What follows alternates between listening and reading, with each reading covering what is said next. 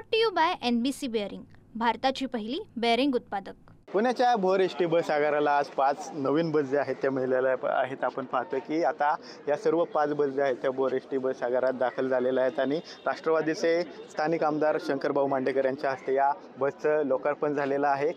मोठ्या प्रमाणावर स्थानिक पदाधिकारी आणि कार्यकर्ते सुद्धा या ठिकाणी उपस्थित असल्याचं आपल्याला पाहायला मिळतंय। खरं तर गेल्या अनेक दिवसांपासून भोर तालुक्यातील नागरिकांची मागणी होती की बस मिळावी, कारण ज्या जुन्या बस होत्या त्या मोडकळीस आलेल्या होत्या, त्यामुळे ह्या बस रस्त्यातच बंद पडत होत्या, त्यामुळे मोठा त्रास जो आहे तो नागरिकांना सहन करावा लागत होता। मात्र आता या बस दाखल झाल्यामुळे मोठ्या नागरिकांची गैरसोय जी आहे ती थांबणार आहे।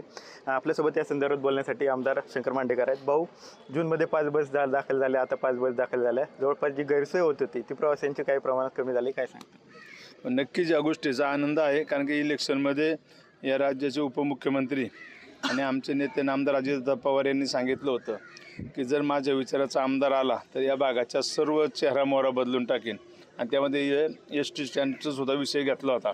आपण मागच्या काळात काही निधी दिलेला आहे आणि अजूनही काही निधी देऊन या एस टी स्टँडचा पण चेहरामोहरा बदलण्याचं काम आपण भविष्य काळात करणार आहोत, कारण की हे दादांचा शब्द आहे।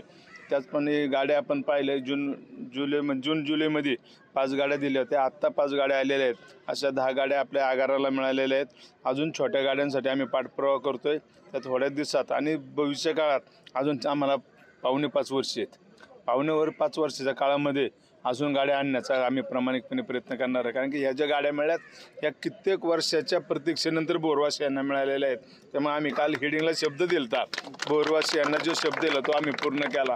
आणि वस्तुस्थिती गेल्या अनेक वर्ष लोकांची अडचण होती, छोट्या खेडेगावात जात असताना गाड्या मिळत नव्हत्या। आजही आपण पाहतोय गाड्यांची कमतरता असल्यामुळं रोजच एखाद्या गावातली एस टी जाईलच याची गॅरंटी नसायची, कुठं एस टी बंद पडली किंवा कुठं काय बाहेर गेल्या तर मिळत नव्हत्या, किंवा काही लोकांना ज्या सहलीला पंढरपूरला या ठिकाणी गाड्या सोडाव्या लागतात, त्यामुळे ही अडचण येत होती। पण या 10 गाड्या मिळाल्यानंतर त्यांचा नक्कीच त्याचा फायदा या एस टी आगाराला होणार आहे आणि भविष्य काळात बाकीच्या काही गाड्या आहेत त्या आणण्याचा आम्ही प्रयत्न करून ते नक्कीच दरवर्षी अशा गाड्या मिळतील। सरकार सध्या पाहिलं तर EV आणि CNG गाड्यांना प्राधान्य देते, आपल्या बोर आगाराला सुद्धा अशा EV किंवा CNG बसेस मिळणार आहेत? हो, ऑलरेडी आपण मागणी केलेली आणि त्या स्वारगेटला मिळणार आहे आणि स्वारगेटवरनं त्या गाड्या सुटणार आहे।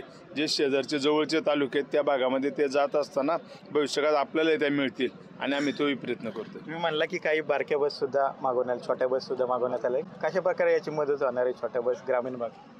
कारण की आता आपण पाहतोय पाऊस काळामध्ये रस्ते छोटे आहेत, अनेक वेळा अपघात घडले आहेत, कारण की गाड्यातून बसत नाही, लोक गाडी खाली उतरत नाही कोणाची, आणि रस्ते आपले अरुंद आहे, त्यामुळे अनेक अपघात घडत होते। मग अशा छोट्या गाड्या जर आल्या त्या खेडेगावात गेल्यानंतर त्या गावात टर्न मारताना त्याला अडचण येते, पण छोट्या गाड्यांना ती अडचण येणार नाही, म्हणून भविष्यात छोट्या गाड्या आल्यानं आपल्या भागाला नक्की त्याचा फायदा होणार आहे। धन्यवाद। तर आपण पाहतोय की टोटल 10 बस म्हणजे जूनमध्ये 5 आणि आता 5 या बस ज्या आहेत त्या बोर आगाराला मिळालेल्या आहेत, त्यामुळे जी नागरिकांची गैरसोय होती ती कुठेतरी कमी होणार आहे आणि ग्रामीण भागात अडचण होते मोठ्या बस जाण्यासाठी, त्यासाठी छोट्या बसची सुद्धा मागणी जी आहे ती आता स्थानिक आमदार शंकर मांडेकर यांच्याकडून सरकारकडे करण्यात आल्याचं त्यांनी सांगितलेलं पाहायला मिळतं। कॅमेरा पर्सन तुषार सनेसह Vinay Jagtap, TV9 Marathi, Bhor, Pune. Brought to you by NBC bearing, भारताची पहिली बेअरिंग उत्पादक।